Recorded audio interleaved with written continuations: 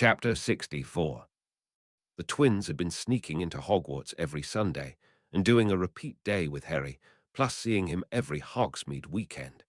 It still wasn't nearly enough, though, which was why, when they met him at the train for Yule break, they swept him up in searing kisses before they headed home to their apartment. The next few days they spent wrapped up together before he got a message from Tom asking him for a favor. Once he realized what it was and why, he didn't hesitate to do so and pulled out his mirror to call Remus. "Hey, Moony, you want to do Tom and I favor?" "What kind of favor?" Remus asked curiously. "We need you to do an interview for the Daily Prophet about being a werewolf." "Why?" Remus asked incredulously.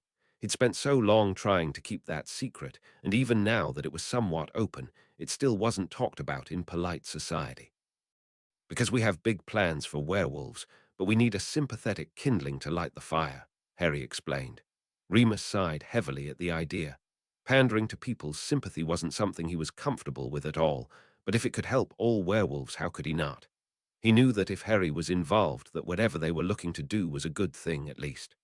"Okay. If that's what you need, then okay."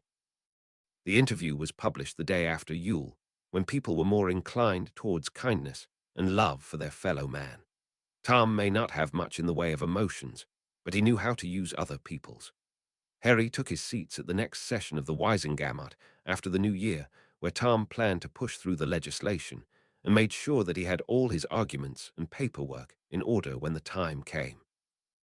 Thankfully, it was still 4 days before he had to go back to Hogwarts, at which time Tom would have his proxy again as usual.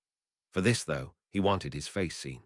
He wanted to make it absolutely clear that his backing was behind this 100%. The meeting opened with old business that was cleared up relatively quickly before they asked for new business. During discussion, they decided that Amelia Bones, acting as Susan's proxy, would put the bill forth. She had the respect of both sides of the divide, without being a polarizing figure like himself and Tom, or young enough for the old folks to dismiss like himself and Susan. Susan wasn't really interested in taking up her seat until after she graduated anyway. Despite the interview with Remus softening people up, the discussion still got heated. Between Harry and Tom, they kept shooting every objection down, though, and they ended up getting everything they wanted. The prophet the next day laid it all out, and Remus and Sirius came to visit Harry at the shop to celebrate. Remus' job was now perfectly legal, among other things. Werewolves were still required to register, just as they had been before, but the registry was used for a different purpose. Wolfsbane potion would be brewed in quantities for everyone on the register each month, thanks to the Evans Foundation. He and Tom had both thrown a ton of gold into it, an entire quarter of their Potter and Peveril vaults, and it was open for donations from anyone. Sirius immediately pledged the same quarter of the Black Fortune. The Foundation would pay for the Wolfsbane, and had also purchased a small island off the coast of Scotland from the Potter estate. The island would be available for wolves to run free during the full moon. The other property that the Foundation purchased was an apartment building in Nocturne Alley for the wolves that preferred to be alone in an enclosed area. Every full moon, each wolf would have to check in at one of those locations and would be provided wolfsbane. The island wards would automatically register who was present, and someone from the ministry would check off those in the apartments. Just before moonrise, the wards would come up and seal both locations. The Unspeakables were using the Wolf Island, as it was soon known as, for a test of their island-wide wards. Not that anyone knew they were behind it, of course. Any werewolf who didn't check in at those locations would be arrested. If they could prove that they'd had their own wolfsbane and were safe, and no one was harmed or bitten, they were released. Otherwise, they were tried for, at best, reckless endangerment. If they hurt or bit anyone, the charges increased. Naturally, any reasons that they might not have checked in were taken into account, such as if they'd been hurt badly enough that they couldn't, or the like. In return for those precautions, in addition to the free wolfsbane, all werewolf restrictions were lifted. They were not only permitted to have jobs, own property, marry, and have custody of children, but it was illegal to discriminate in such things. A werewolf couldn't be turned down just for being a werewolf. The ministry actually hired a few dozen werewolves themselves in the next few months after the legislation. And the best part, Werewolves were now allowed to go to school. At Hogwarts, the Shrieking Shack would be expanded and cleaned up to be nice rooms for any werewolf children. They would live in the dorms the rest of the time, but would spend the full moon in the Shrieking Shack, which had the same lockdown wards for the moon as the other two werewolf locations. The children would also be provided wolfsbane, of course, and would be eligible for financial assistance and scholarships for Hogwarts as well starting the next school year. The werewolves were the only magical race that would attend Hogwarts, though. The rest had their own systems separate from wizards, and most even used different types of magic. Tom had been working on pushing reforms through the ministry for them as well, though. The Auras had come out and cleaned out the nest of acromantulas from the Forbidden Forest, much to Hagrid's dismay, despite the fact that Aragog had died last year, and the centaurs were given the rest of the forest. Their problem was more muggles than wizards, though. There hadn't been many forests secured by wizards outside of their own estates, and the muggles had gotten rid of most of the rest of the forests, so there wasn't much else they could be offered other than the Forbidden Forest. That much did help improve relations, at least, as did the fact that they were given a method to contact the centaur liaison who was actually willing to work with them now, should they need anything. Instead of the entire department, there was one liaison to the centaurs that was part of the Magical Cooperation Department. International Magical Cooperation was a subdepartment, as was the Goblin Liaison Office and Werewolf Liaison Offices, which was the largest part other than the International Subdepartment. The rest of the species had one liaison, including vampires, hags, banshees, house elves, fairies, and pixies. Not all of them were fully on board with the idea yet, but Tom was working on it. He would need a show of good faith before they came on board. Some were easier than others. He managed to pass through a law that made it illegal to abuse house elves. He wasn't able to get prison time as a sentence, but the punishment was for the elves to be taken and sold to new homes. Fairies were relatively easy to get legislation passed for as well. It was no longer legal to capture or kill pixies for any reason. Fairy lights were taken off the shelves, and new enchanted lights replaced them. The other races were considered as dangerous, or more so, than werewolves, so they had to come up with a way to make people feel safe from them before he would be able to pass legislation allowing them equal rights. The problem was that banshees couldn't have their cry taken away. Vampires would always have to survive on blood. Hags would always require the life force of wizards to survive, and pixies would always be nuisances. It was in their nature. That didn't mean that he was giving up, of course. Just that the situation was stalled. The Muggleborn's rescue was an unmitigated success, however, to the point where the caregiving subdepartment was actually moved over into the home visit department for the most part. Turnaround was going so fast they barely had babies for 2 days before they were all adopted out. That 2 days a month, they rotated out in the nursery, of course, but otherwise helped with the home visits. All of the adopted children that they'd visited were well treated and happy. Magicals had spent so long having reproductive issues that they cherished their children all the more. Child abuse had always been rare in the wizarding world, even before that, though. Only those that were unhinged, like Sirius, Mother, had a problem with it. The magical bond between parent and child normally prevented it. Those bonds were created during the blood adoption ceremony as well. The only children that they actually needed to worry about were the ones that were fostered rather than adopted. They still kept an eye on them all, though, just to be sure. Bringing the adult Muggleborns back to the wizarding world went well also. To begin with, only about 25% of them came, but the reception they got drew more. They easily went through the classes, and at the end completely understood why purebloods had hated them so much. Not that it was their fault, of course. They were as much victims of Dumbledore's practices as the purebloods. He had been the one to set them against each other. Once they understood, they fully embraced wizarding society and found that the discrimination of the past was no more. They found good jobs with no glass ceiling and prospered. There were still a few dozen Muggleborns that refused to return to the wizarding world, but even Tom came to accept that. With all the new people coming in, wizarding economy was hitting a boom. By the time Harry was getting ready to graduate, there was talk about expanding Hogsmeade and buying the Muggles out of Godric's Hollow and making that another all-wizard village. Chapter 65. Harry came to understand firsthand why the newts were called nearly exhausting as he went through his tests. They had thankfully split it up, so the casting subjects went back to back, but it was still tiring. Each test took an entire day. 4 hours in the morning for the written test, and then they were called in groups of 10 for the 1 hour-long practical test. Potions had a 4 hour practical, though, since the potions took longer times to brew. The ones that only had written tests were even worse. 6 hours of writing, with a half-hour lunch break in the middle. The newts were done first, giving them 3 weeks to relax and wait for the results, which would arrive the day before graduation, so the new graduates could get jobs.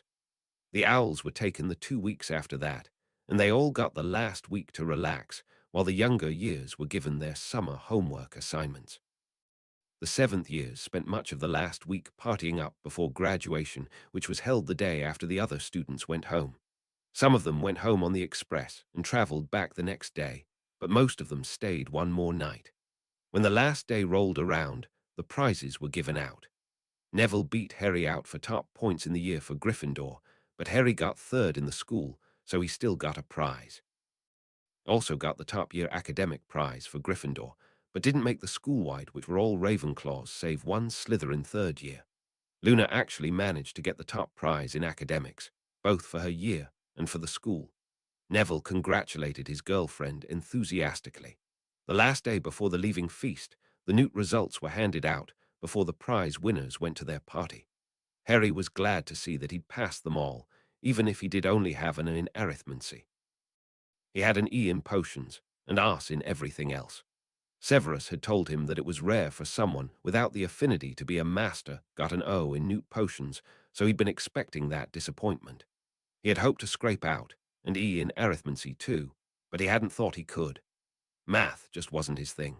He and the twins discussed it, and Harry was going to stay the last night at the castle before graduation to say goodbye to her properly before he was completely free.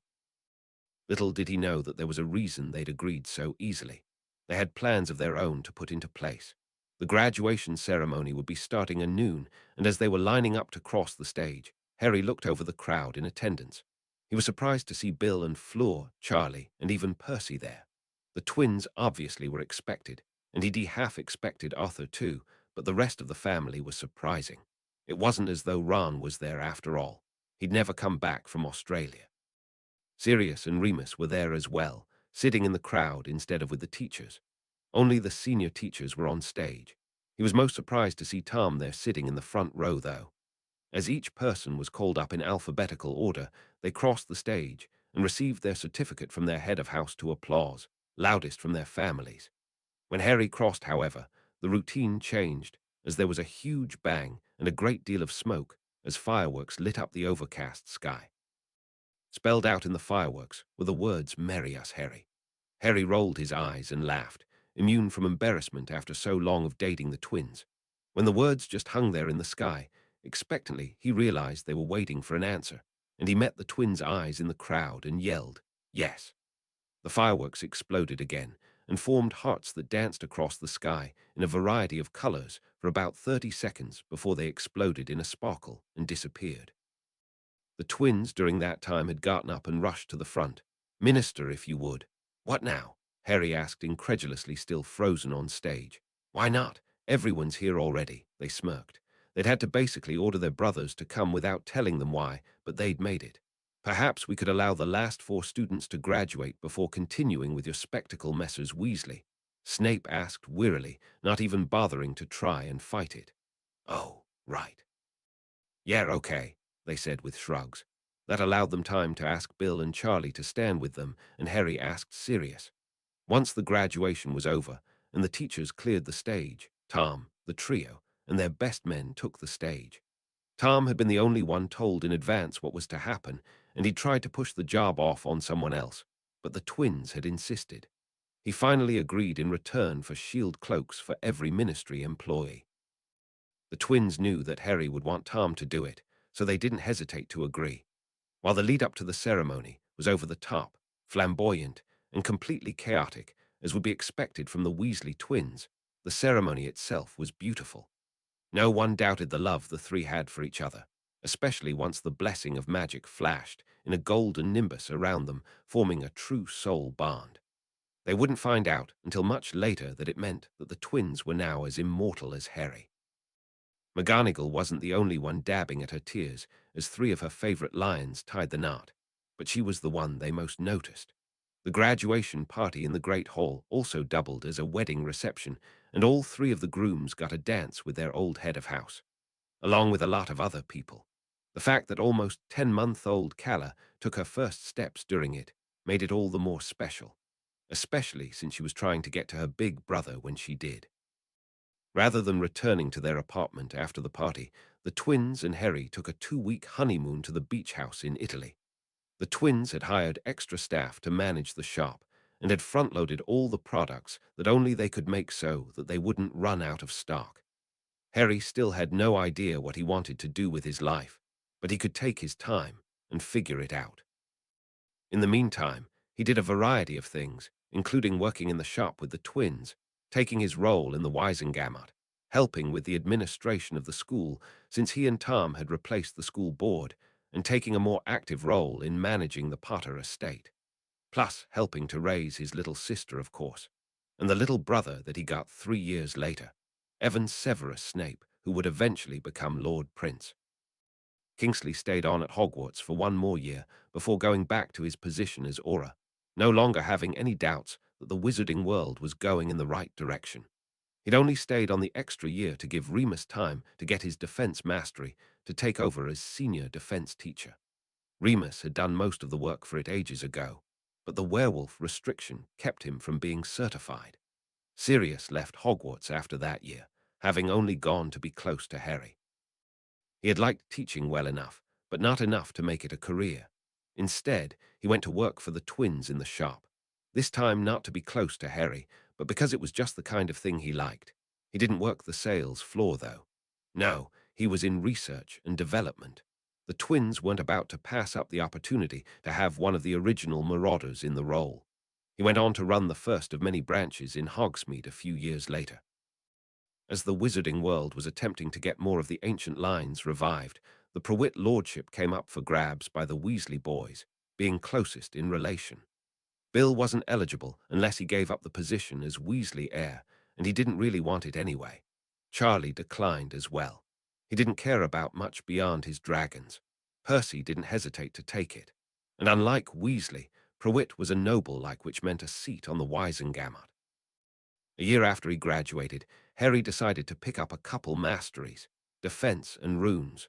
The twins were beyond mastery level in quite a few subjects, but had never bothered with actually getting the masteries, not seeing much point to it. It would serve him in good stead, though, when he went back to Hogwarts to teach defense, taking the position of junior teacher under Remus. The middle defense teacher was a retired Muggle-born Auror. Harry started teaching just in time to have new first-year Kieran Dumbledore in his class. He stared at the name on his roll for a long moment, pushing the thoughts away. He would not be like Snape. Kieran was an innocent first-year boy, not to mention that Aberforth wasn't Albus, and Kieran wasn't either of them. Thankfully, that mental struggle came before the students arrived for the year, so no one else witnessed it. Unlike most teachers, Harry didn't live in the castle.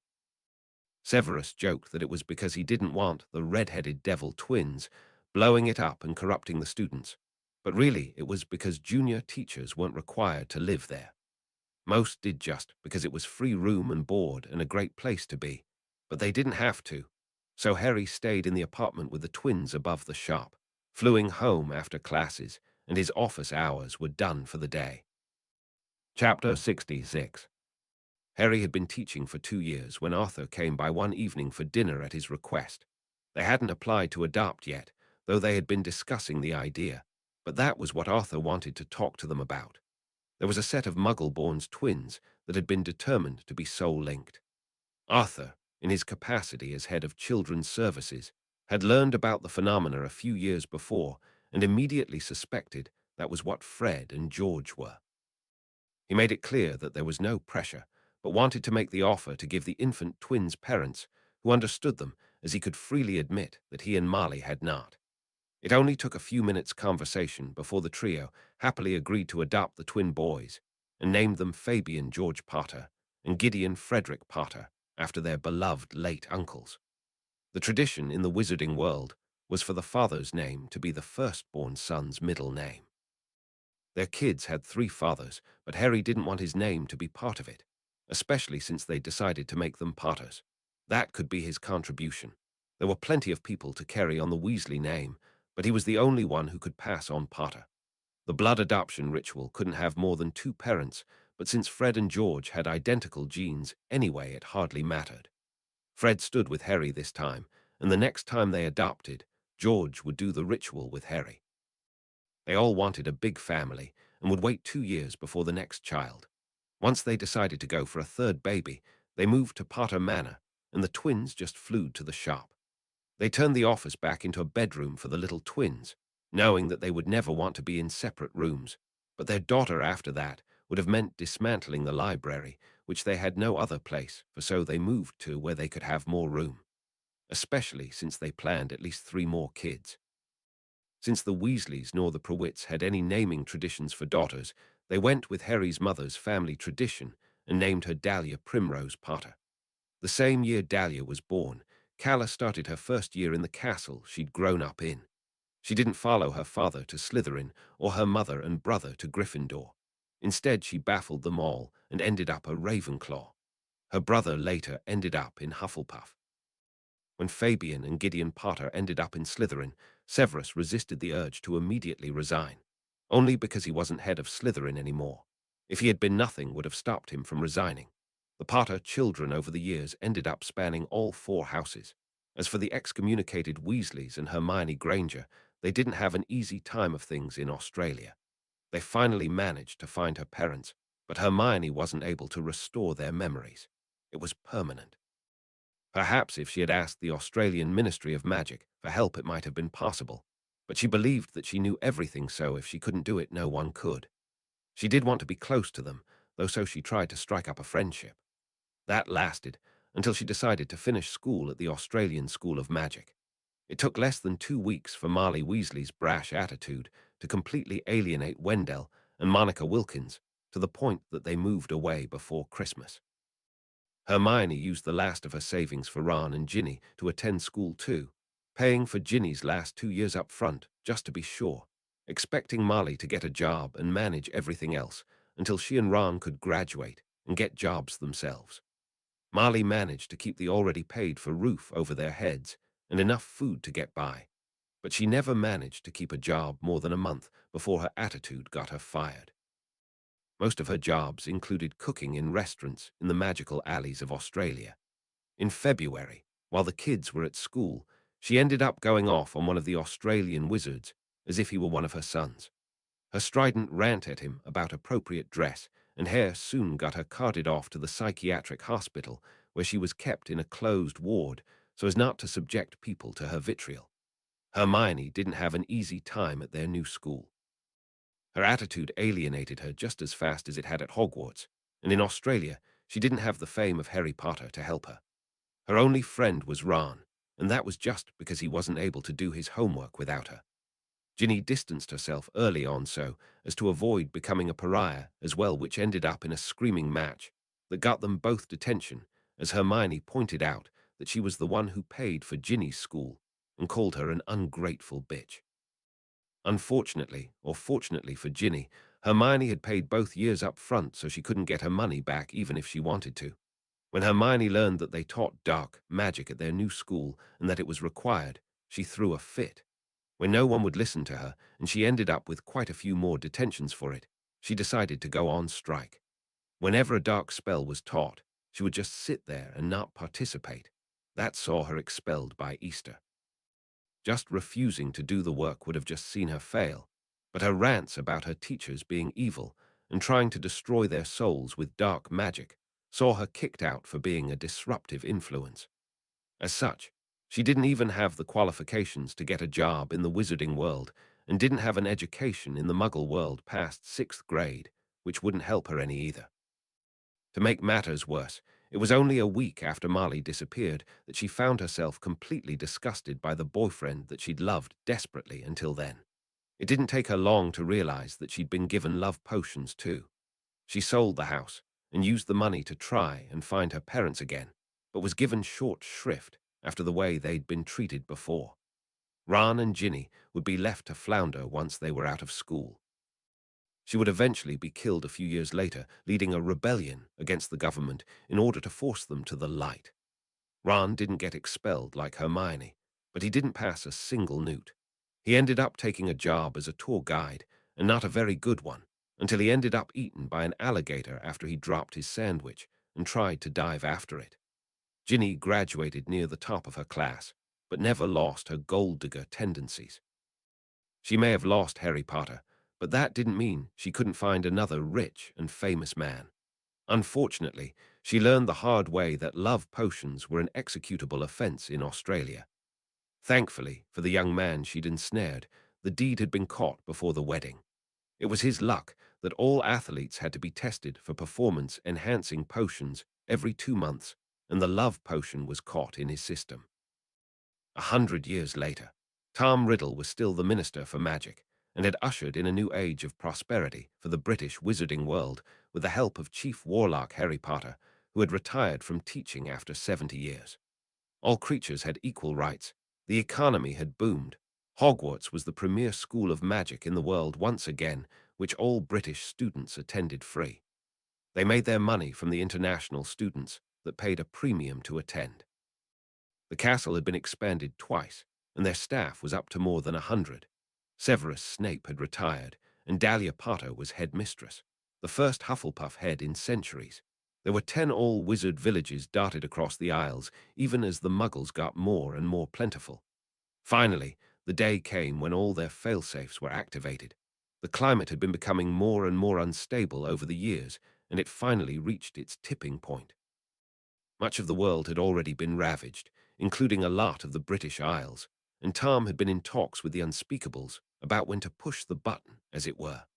That day came when a massive tidal wave came bearing at them. The Muggles had been panicking about how to evacuate. The wizards helped them with that. Every Muggle in the nation, including Ireland, was forcibly ejected to America with no idea how they got there, and only having the clothes on their back. The only Muggles that remained were the few married to wizards, assuming they were wearing the pendant they were told to never take off, of course. Seconds after the Muggles had gone, the dome wards sealed around the island that should theoretically hold back the water. Also included in those wards was a modified Fidelis and Beacon charm. The Fidelis would only allow them to be found by beings with a certain amount of magic, and the Beacon would broadcast their location with an offer of sanctuary to the same magical beings. The wave only decimated Western Europe, but they weren't completely underwater. Yet, there were plenty of other disasters going on around the world, but they didn't get a lot of refugees for a while as they hunkered down in their protected places around the world. With the Muggles gone, Tom ordered all the big cities to be razed and reforested. The small towns would be maintained until the population grew enough to expand into them. Eventually, they would get mass refugees, and they would need places to live. Wizards didn't do skyscrapers, and packing in like sardines, the way the Muggles did so keeping the cities would just be an eyesore.